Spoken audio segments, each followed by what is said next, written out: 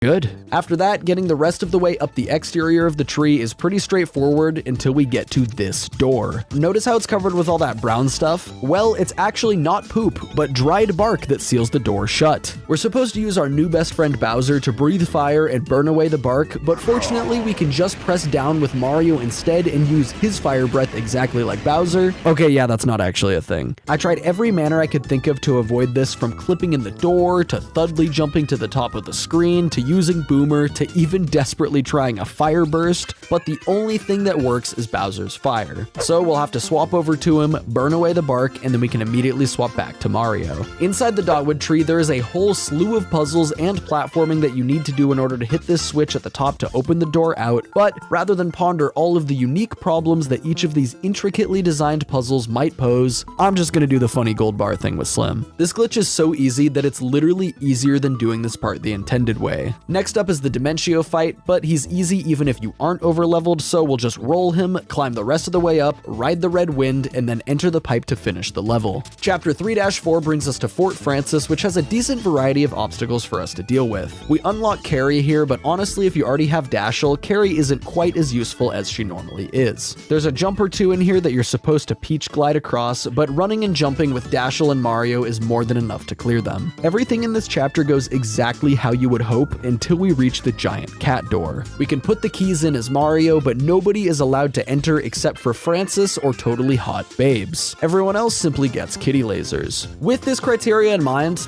I would let Mario in, but apparently the cat door has different tastes. The only way to get through this is to swap to Peach, where we're immediately forced into the funny dating sim. This is an illusion of choice cutscene, and afterwards it's time to fight Francis. We do start the fight as Peach, and I'm sure a lot of people never realize this, but you can actually just swap to whichever character you want right at the start. So we'll swap back to Mario and then take Francis to task. He's easy. On to chapter 4-1. They actually forgot to make a level in this one. All you do is unlock Squirps, then spam the 2 button while swimming through a really boring space section. You can't even use any character abilities besides Mario's flip while you have Squirps, so there is literally no reason to use anyone else. 4-2 takes us to planet Blobule, where they remembered to make a level but still forgot to make it fun. After getting the paper, we unlock Fleep, who is little more than a glorified key, only being useful to unlock things in specific scenarios designed for him. Chapter 4-3 is another weird case where they forgot to make an actual level, so let's just skip to 4-4. The Woe Zone does some heavy lifting for Chapter 4 in this game, and it's genuinely a great dungeon. Fortunately for this challenge, it most heavily makes use of Mario's 3D flip compared to other character abilities or even pixel abilities,